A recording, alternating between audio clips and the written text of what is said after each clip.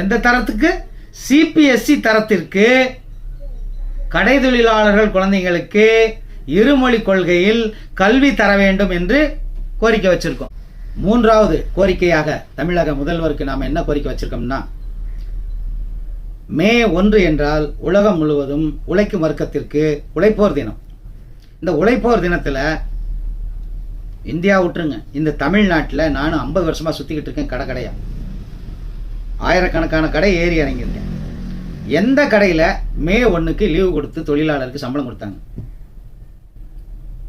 அந்த ஒரு நாள் லீவு விட்டா என்ன? மாசத்துல ஒரு நாள் லீவு கிடையாது. அந்த வருஷத்துல ஒரு நாள் இந்த உழைப்போர் தினம், தொழிலாளர் தினம் உலகம் முழுக்க கொண்டாடுறாங்க. ஐயா காரல் மார்க்ஸ் எவ்வளவோ கொடுமைகளையும் கஷ்டங்களையும் தாங்கி இந்த தினம் கொண்டாடுறதுக்கு எவ்வளவோ உழைச்சி ஏற்பாடு பண்ணி வச்சுட்டு போனார். ஐயா அம்பேத்கர் அவர்கள் இந்த தொழிலாளர்களுக்காக எவ்வளவோ சட்டத்திட்டங்களை மாற்றி அமைச்சு போராடி ஏற்படுத்தி வச்சுட்டு போனார். தந்தை பெரியார் 1930 இங்கிலாந்துல போய் 50,000 தொழிலாளருக்கு மத்தியில பேசிட்டு வந்திருக்காரு. அப்ப இங்கிலாந்துல போய் 50,000 பேருக்கு மத்தியில தொழிலாளருக்கு பேசியிருக்காரு, உரிமையை பேசியிருக்காருன்னா அப்ப தமிழ்நாட்டில் எத்தனை லட்சம் பேருக்கு பேசியிருப்பாரு? தந்தை பெரியார் எத்தனை லட்சம் பேருக்கு பேசியிருப்பாரு? எல்லாம் பேசிட்டு போறாங்க. ஆனா நடைமுறைக்கு வருதா? யார் நடைமுறைப்படுத்த வேண்டும்?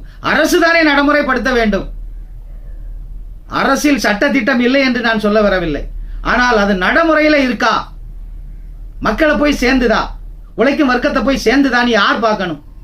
சேரலையே, இன்னைய வரைக்கும் சேரல. இந்த மே 1க்கு ஒரு கேமராவை எடுத்துட்டு அரசு சார்பில் ஒரு ரவுண்டு போயிட்டு வர சொல்லுங்க. எவ்வளவு நிறுவனங்கள் மூடி இருக்கு? எல்லாம் ஐடி கம்பெனி, இன்டர்நேஷனல் கம்பெனி எல்லாம் மூடி இருப்பான். அன்றாட கூலிக்கு வேலை செய்யற இந்த கடை தொழிலாளருக்கு எங்க லீவு கொடுத்தாங்க? எந்த நிறுவனத்தில் லீவு கொடுத்தாங்க? நான் எந்த முதலாளியும் தனிப்பிட்டு குறிப்பிட்டு சொல்ல வரல, ஒட்டு மொத்தமா சொல்றேன். எந்த கடையில லீவு கொடுத்தீங்க? எந்த கடை தொழிலாளருக்கு அன்னைக்கு லீவு கொடுத்தீங்க, சம்பளம் கொடுத்தீங்க? இதைத்தான் மூன்றாவது கோரிக்கையாக முதல்வர் அவர்களுக்கு இந்த கடை தொழிலாளர் சங்கம் வச்சிருக்கு.